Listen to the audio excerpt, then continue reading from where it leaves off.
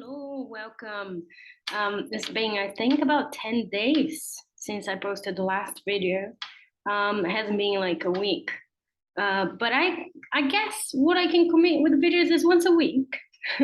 Maybe not every 7 days exactly, because it depends also on the transits and what's going on and what's going on in my private life as well, etc. So, but weekly, let's get into that sort of commitment. I think that's a good commitment. So welcome to Hitchhiking Stars YouTube channel.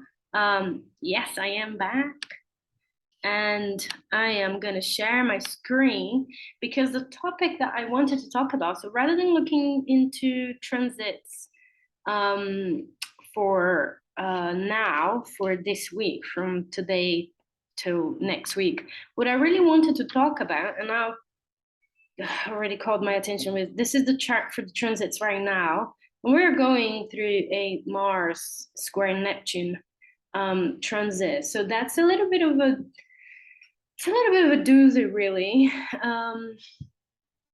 In terms of transit, it's like a sense of confusion when it comes to direction. I guess this is one of the ways that I can think of with this transit. I personally have been feeling it quite a bit. I think Mars, Neptune, the best way to kind of get into that energy is via discipline and spirituality. I guess that's one of the first things that comes to mind, or discipline and creativity. So drawing, painting, dancing. This is the way to get to know what you want to do, what sense of direction, where are you going. I think with that Neptune Mars is square, even though Mars is still in that nice grand trine I talked about in my last video. So communications, understanding, realizing, you know, what you've been thinking, connecting the dots, realizing your deepest values as well. Now, I think this is kind of happening there. But what I really wanted to mention is that October is such an important month. Like I said in the previous video, is a kind of a turning point month. It's really important to talk about the last couple of weeks of October. The last week in particular will be very intense. And I think what I really wanted to mention, or really wanted to talk about in this video, is in regarding to preparation. I think this is one of the advantages of astrology. We can use astrology as a kind of a fear-mongering thing, like, oh my God, something is really going to go bad because da da da, or as preparation for that kind of energy, as understanding, realizing it and working with it, flowing with it, trying to manifest the symbolism of that energy in the most creative, empowering, positive way for yourself in your life, right? So I think there is a little bit of a time to go inwards, really, with our plans and try to, I mean, I like to think about the end of the year as a time for us to reconnect with how we really want to go forward next year. I think this is something that's been coming to me very much, especially with the amount of planets retrograde that we're having now. So we've got Saturn, Neptune, Jupiter, Chiron, Uranus. Mars will go retrograde at the end of this month as well. And I think this is a very, you know, it's an indication of this need to reassess everything we've done this year so far, reassess everything that's worked, everything that hasn't worked. It's a kind of a preparing the grounds for the transition next year. We have some big planetary transitions next year. I'm not going to talk about that in a video because I like to keep it short and sweet.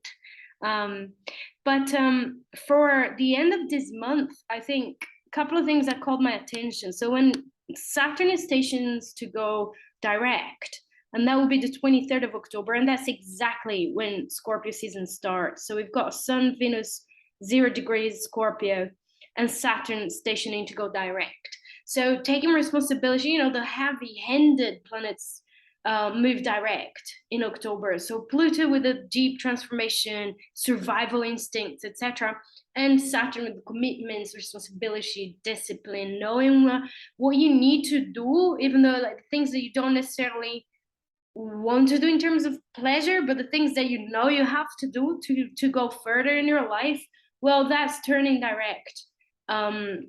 And in a trine to Mercury as well, which is nice, it does bring me the sense of like knowing mentally as well what we need to do, right? But with the shift of the sun there as well, so with that sun entering Scorpio season, so that's very interesting. And just 2 days before the eclipse, so we're going to have a new moon eclipse at 2 degrees of Scorpio as well. So keep track of 18 degrees Aquarius, 18 degrees fixed signs. So if you've got 18, anything between those degrees in Aquarius, Leo, Taurus, and Scorpio, that's going to be very important to you. And also around the earlier degrees of the fixed signs as well, because that's what that new moon eclipse is really talking, is speaking to in relation to your chart, in relation to your personal journey. So where is that in your chart? Is that going to be in the 10th house? Is that going to be in the 5th house or the 1st house? And we'll be talking about how you come out into the world. Are there any personal planets there? So this is very important. And it will be the kickstart of the eclipse season. I like to think about eclipse seasons as this sort of inner, not inner, but sort of in between phases. It's something that's really ready to go in our mindsets, in how we come out in the world. It depends where that falls in our charts, but there is something that we're really ready to upgrade. So it's good to know that beforehand. So we still like 10 days, 12 days before, but it's really good for you to know that already. And next week I can make a video that's a little bit more detailed on that. But to just start researching on that, have a look at your chart, have a look at where is the 2 degrees Scorpio, the 18 degrees as well Aquarius, to see what's moving forward there and what kind of area you're ready to upgrade a little bit as well. You might be feeling a bit heavy as well if you're particularly sensitive, because eclipse season is very intense in terms of being ready to move forward, being ready to let go of things, and and really bringing that new way of being into life. I think it's like being in a liminal space, really, and we are in a kind of a liminal space now for the next week and a half. Oh, even more than that, because then we'll have another eclipse on the 8th of November, but we'll talk about that in time. I think little assignment now is for you, if you want, is for you to have a look and see where is that falling in your chart. Write a comment as well below, and in the next video I can talk more precisely about the houses if you want, where that falls, what that can mean, and how that could be manifesting as well. And I could share a little bit about my story as well, because I do that a lot in my blog, or I used to do a lot, and I wanted to keep doing it and do it in videos as well, and I haven't really done much. Anyhow, the next couple of things that we'll have in November, in the end of October, is Jupiter popping back into Pisces, and then Mars moving retrograde as well. But the next video I will talk about that a little bit more. So that's it. That just to have an idea that for till the end of this month there is a lot going on. There is a lot changing directions, and it's really, really important to flow with this energy, to try and prepare the ground for these transitions. Don't feel frustrated if you're a little bit slower to make, to progress. Things are not progressing in the way that you wanted them to, or it's a great opportunity for self-care, for really trying to understand what your inner rhythm is right now, and get in touch with that. So locate those transits in your chart and leave a comment below if you want to have a look a little bit planets in your houses, etc.